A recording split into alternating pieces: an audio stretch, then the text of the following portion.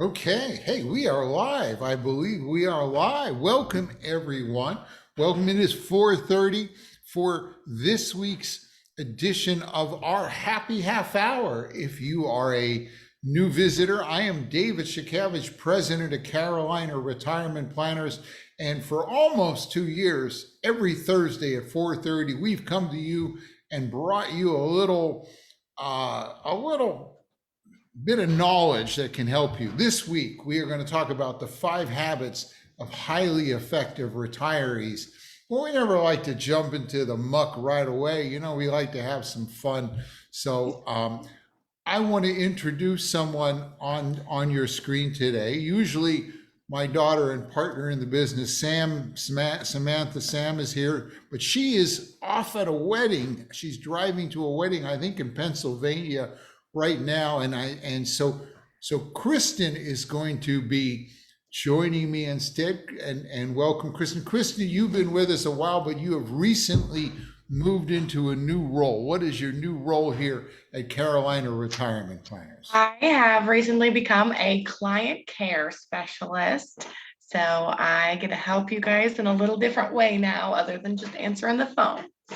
Yeah, she used to be our what we often call our director of first impressions at the front desk, but she's done so well, and unfortunately Kathy, who was with us for quite some time with COVID and some health problems, had to leave, and so Kristen is joining Brenda as those who really do all the work. I always like to tell people, Don't give me that much credit. paperwork that's hard, so they're going to be doing all the work. And then, of course, Jessica, who I think many of you saw a couple of weeks ago, has replaced her and is out there manning the phones in the front desk and also doing all the work.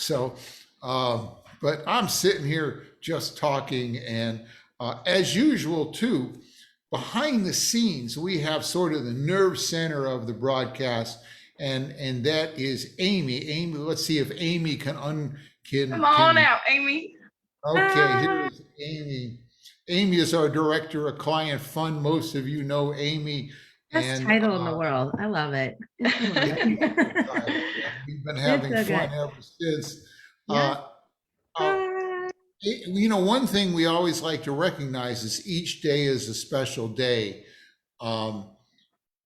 Amy, what is today? What is today noted for?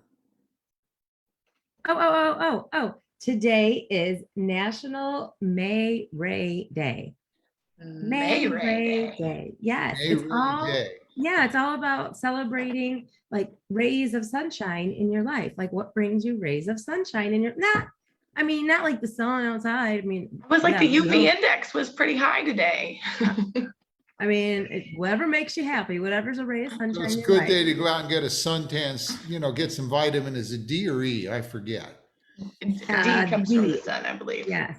I was out early this morning, it was like 7:30, like pre 7:30, but I don't know how much vitamin D I got then, but haven't been out since. That's sad.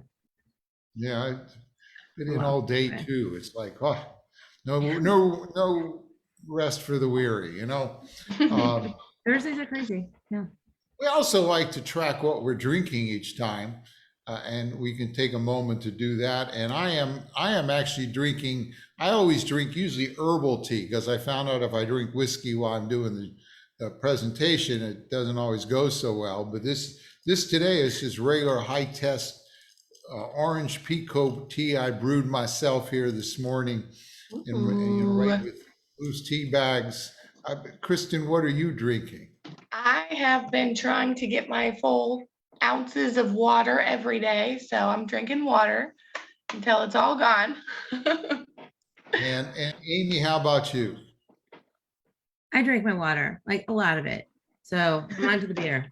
And it looks like it's empty, but it's not, because I poured it into a pint glass. But I want to show the bottle. It's a Samuel Adams Porch Rocker. It's actually pretty good. It's not offensive. It's really easy. Hence Porch Rocker, huh? Yeah, easy drinking. Yeah. So yeah, I'm not mad at it. So it is what it is. We always like to greet those who have joined us. I see Brad has joined us. Miranda, another regular. Nadine, it's good to see you. Patrick, Jean is here, and Debbie. Bill is here, And I can see that Barb and Dan have said hi. They are actually apparently driving to join us here in Wilmington from the mountains, so that should be good. And apparently they're in South Carolina where it is 101. That's a bit warm. That's melting weather. That's thick. Gail, it is good to that you have joined us as well. We actually gave a presentation for Brunswick Forest yesterday, and that was no dishes day or something, wasn't it? And we just decided everyone should go out for lunch and dinner, so they didn't generate any dishes, you know. Big fan of paper plates in my household.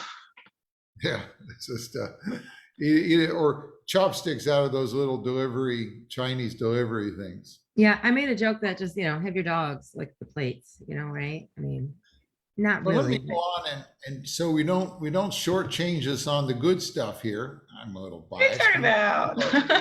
The senseless batter is the good stuff, but it's really the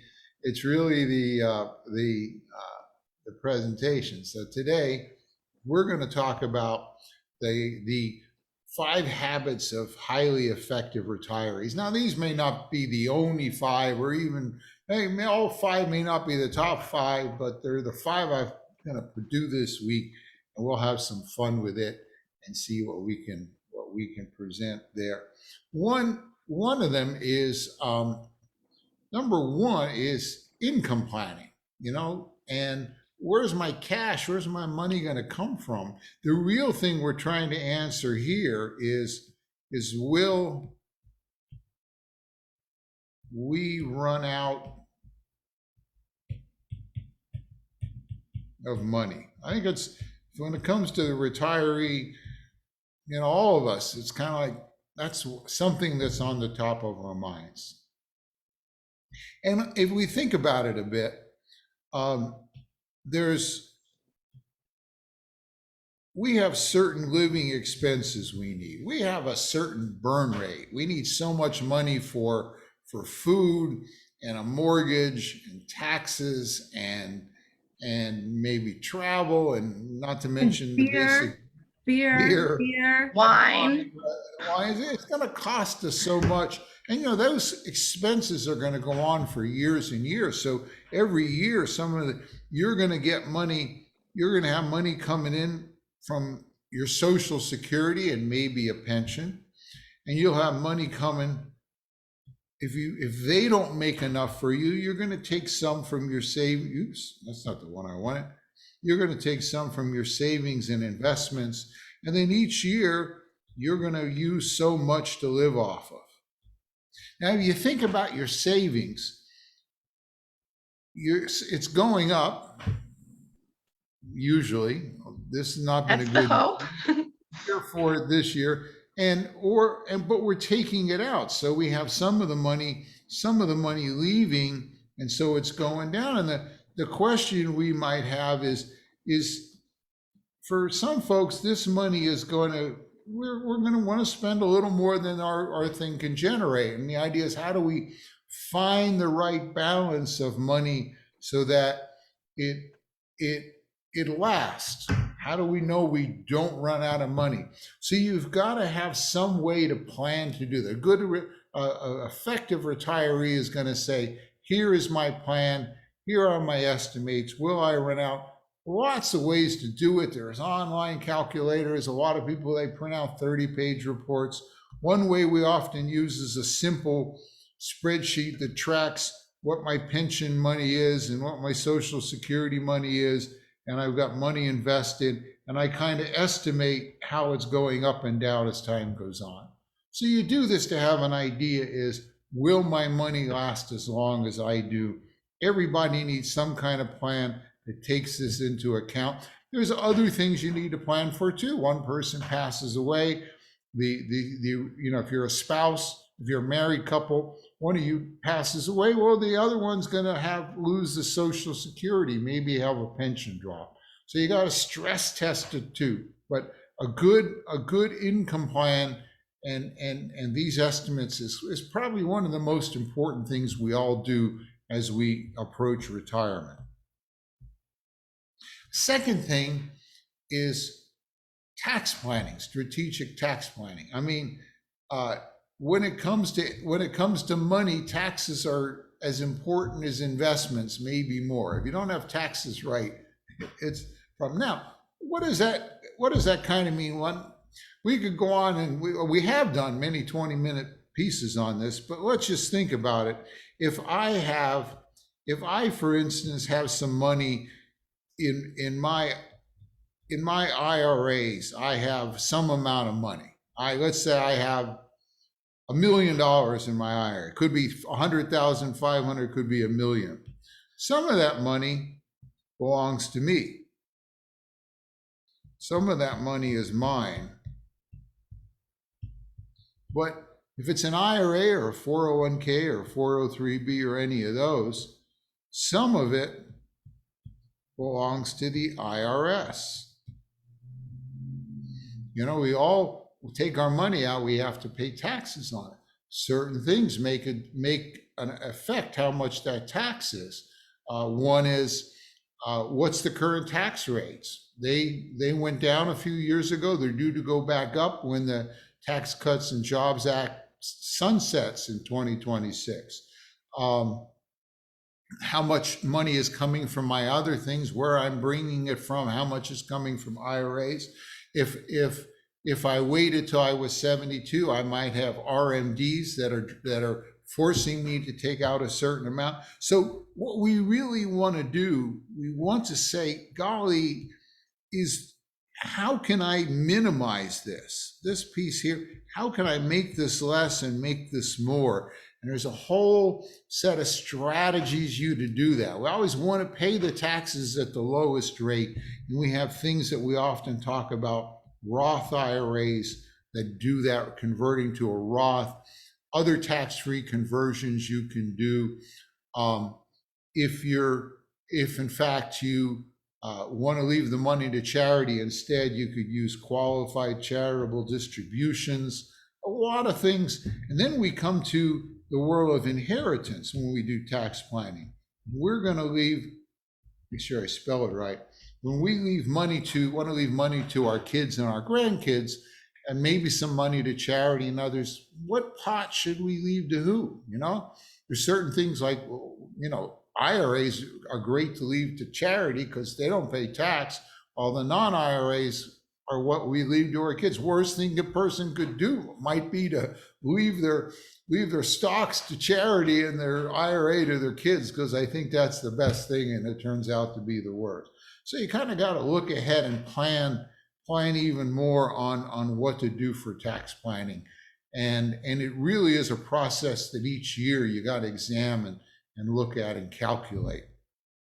And it's also a moving target. We saw a couple of years ago, they eliminated the stretch IRA, which makes it even more important to convert to Roth earlier now, rather than planning on leaving a stretch IRA to one of your kids or grandkids.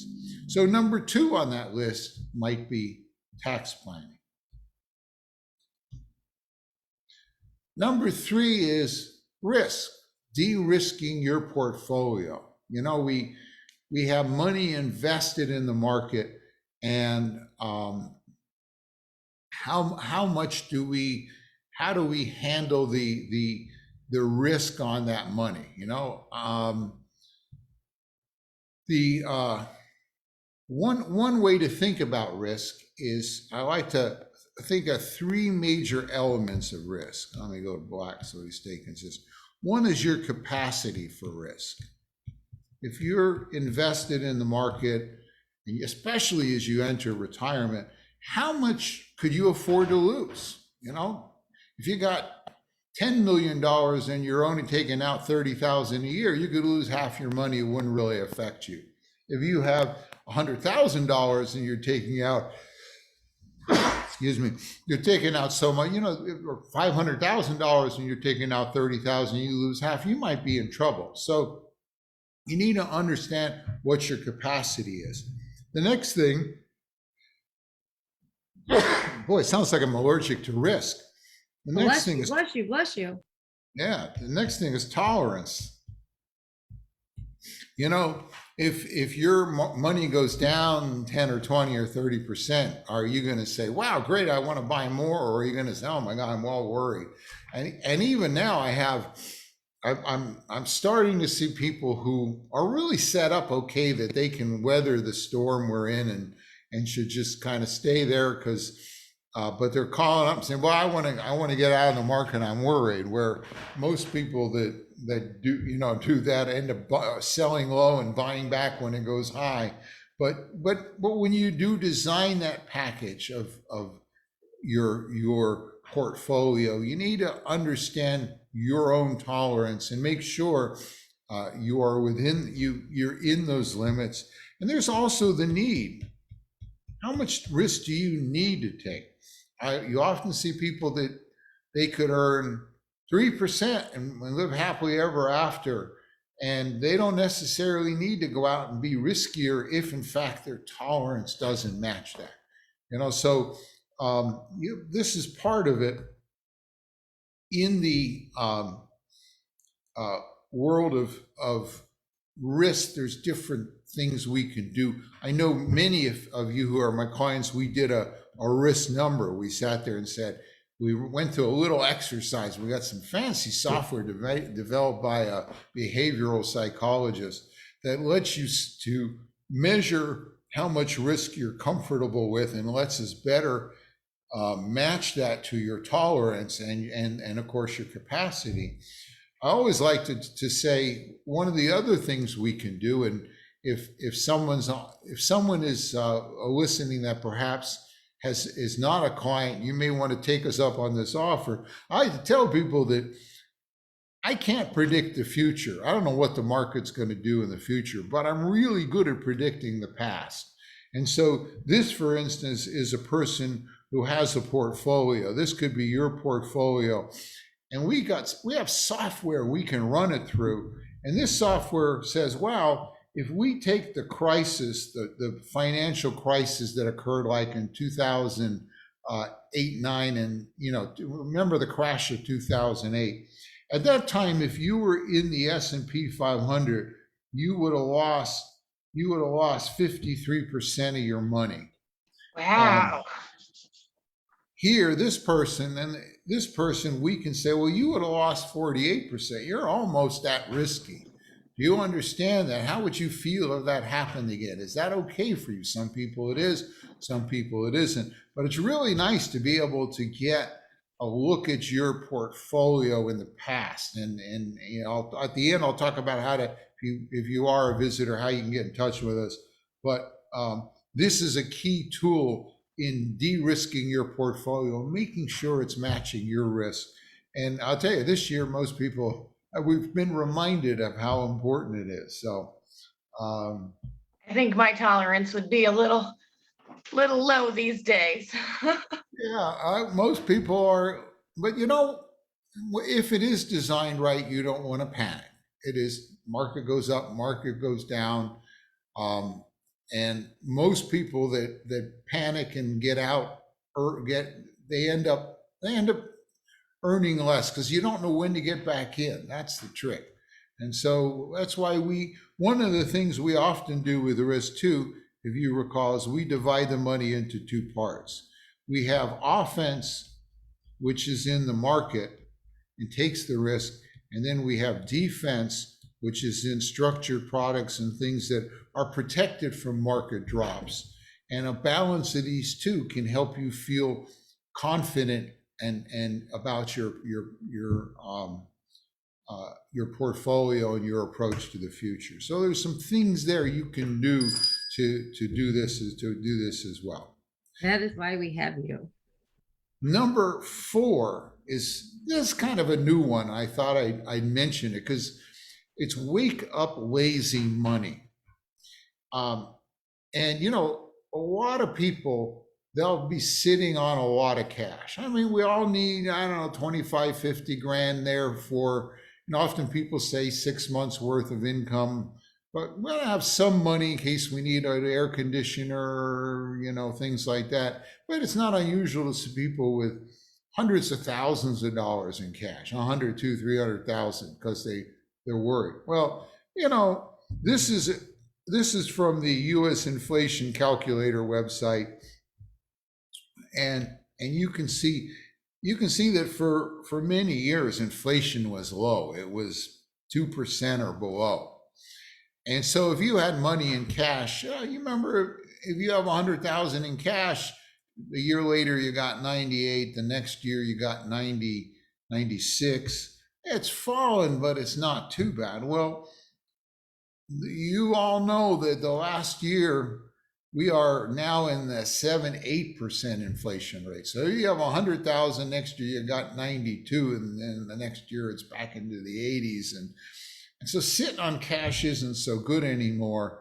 What do you do with it? Now, in these presentations, I usually don't like to talk products, but a new product came out last year that I find really interesting. It's kind of a hybrid. It puts three things together.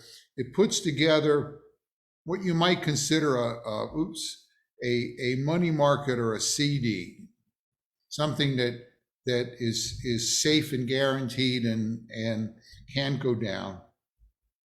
It includes what's often called an indexed annuity, which is something that goes up with the market. I didn't spell that right, did I?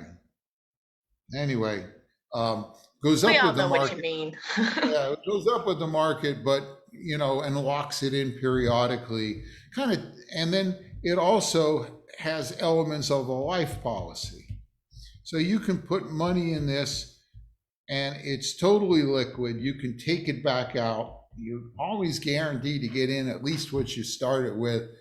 Over time, it'll grow. You can take that out at any time. So you're not locking the money up like you would in many things, even like,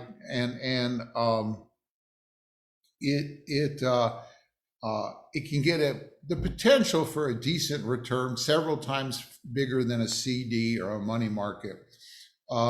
If you die, God forbid, there's a kicker. You get an extra bonus as a death benefit.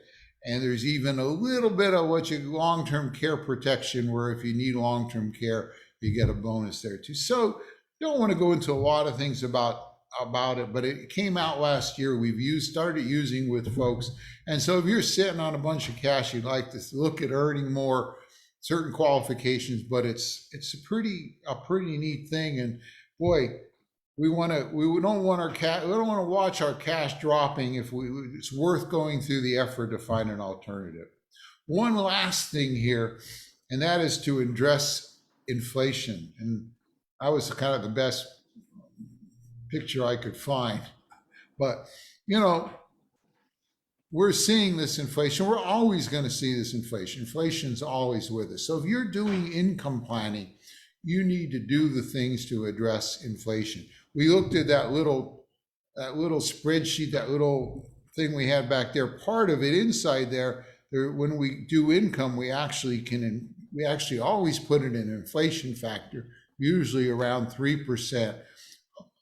But you need to recognize that in your income planning and in some of your investments. So some of your investments need to be in things like maybe some in the market, because when inflation goes, usually the stock market goes up. It goes up and down, but over the long run, it can exceed inflation. So you need to have some of that. You need to recognize that inflation's there and be sure that your plan and your investments have elements that address that. So those are my sort of top five, or at least the five for this week, if you will. Now we have one more offer before we get to our wine drawing, and that is we have free kittens. And these are the free kittens. Kristen, do you want to tell folks about the free kittens? Yes, we have managed to find a few kittens living in our building. Jessica was so kind to put some names to them, but the thing is they're gonna need some homes. So if you're feeling like coming and catching some kittens, they are free to all you living people. Yeah, apparently, Oh, so apparently cute. some cat crawled under our building, our 102-year-old building, and gave birth to, nearest we can tell, 3 kittens. And I think Well, Kristen why wouldn't you want to discovered. pick our place? It's very comfortable. Yeah, and the thing is, this weekend we are going to begin to take out our entire air conditioning system downstairs and replace all our air conditioning and all the ductwork and everything else. So I think the kittens are going to probably need to move very shortly We're anyway. gonna So if anybody wants a need to kitten, find come them by, someplace catch to it, go. or know somebody who catches kittens and takes good care of them. Here we go. They all look like they're old enough now to move on, and we never found them till today. They've been these little holes are all behind the bushes on the side of our building, so we have that.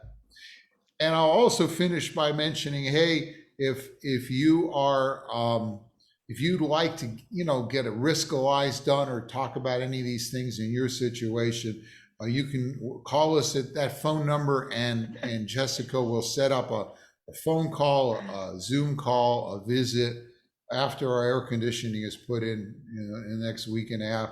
Or you can go to our Carolina Retirement Planners. Lots of great information in there. You can email us through that site as well.